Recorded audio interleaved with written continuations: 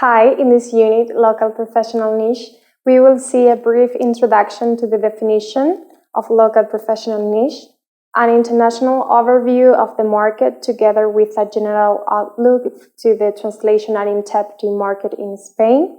Next, we will focus on the social and economic challenges as well as in the technological challenges, and finally on the professional opportunities.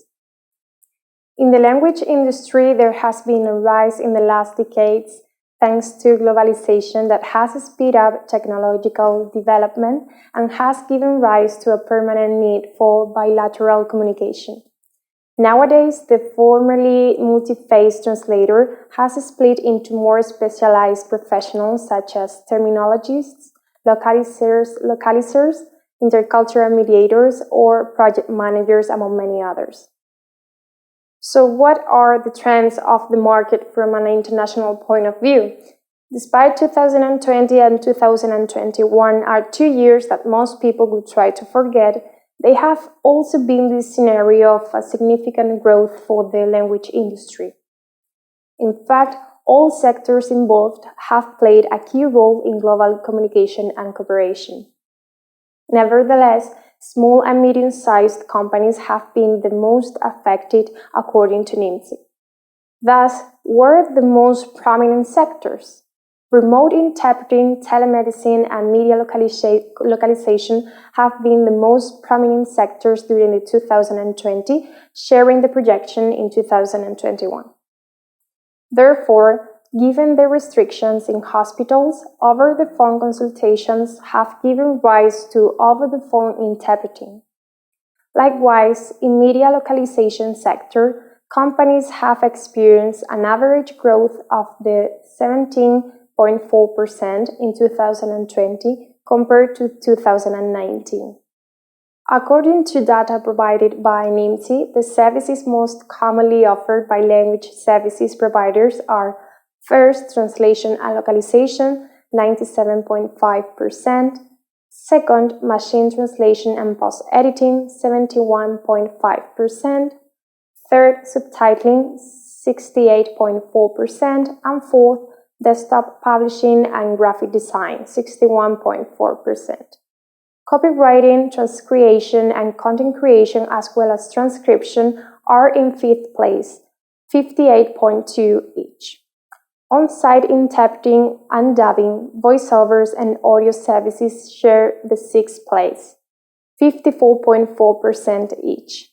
An additional 46.2% also selected remote interpreting in addition to on-site interpreting.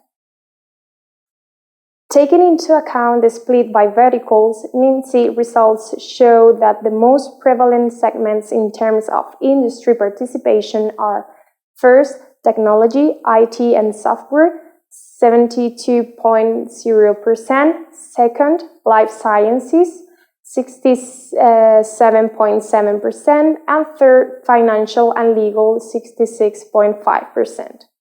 Marketing, 63.4%, and education and e-learning, 62.7%, are the fourth and fifth most common industry segments in manufacturing in the sixth place, 61.5%.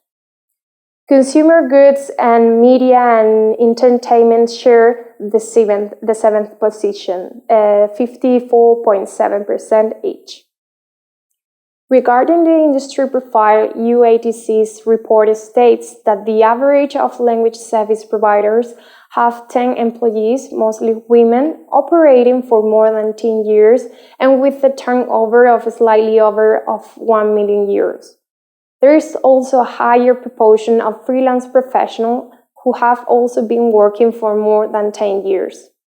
In addition, in NIMSI report, it is also noted that the percentage of women leading companies in the language industry sectors is above average compared to other sectors.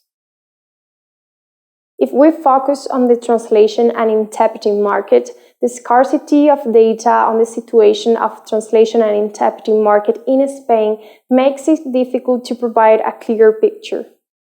Nevertheless, the Spanish market does not differ with respect to the European context. The industry is characterized by its precarious situation both in the private and institutional sector. In this sense, UATC proposes some measures to reverse this situation that involved all actors of the industry. In addition, nowadays two phenomena are gaining importance: Uberization and teleworking. What is Uberization? Uberization is the use of digital platforms to facilitate peer-to-peer transaction between customers and language service providers, often avoiding the core planning role of mediators. It has also some negative consequences as the outsourcing of services by companies and the increase in short-term contracts. On its side, teleworking has brought some new consequences as well. For instance, the intensive use of digital tools to work remotely or less time-bound, to name but a few. As seen in Unit 4, professional associations carry out commendable representative work with an increasingly less timid and more public image. At the same time, they raise awareness of the profession. They can be categorized into three different types. The first one, association of companies. The second one, association for translators, for academics or for students, and the third type, depending on the scope of a specialization. But what are the social and economic challenges that translators and interpreters have to tackle with? When it comes to the social and economic challenges for independent translators, a specific qualification is not required in the national scope, which entails that job opportunities are not enough to meet the demand. Besides, 88% of the professionals registered as translator or interpreters are self-employed. A negative aspect is that professionals have limited maneuver and negotiation with intermediaries. Let's now focus on different sectors. Regarding the legal sector, the large amounts of money do not reflect on the condition and rates of professionals. In this way, the current situation of legal translation is characterized by an alarming deprofessionalization, widespread precariousness, lack of knowledge of the current situation, absence of collective bargaining, and imposition of conditions from outside the collective. For these reasons, European and national institutions must take responsibility to promote professionalization and quality. According to the audiovisual sector, it is still the most precarious sector in the language industry. The emergence of post-editing is undermining the figure of translators. Therefore, associations urge companies, scriptwriters, and directors to be aware of the post-editing phenomenon and reject it. In the literary sector, freelancers are working under informal conditions, without a contract, without data on settlements, and with precarious rates.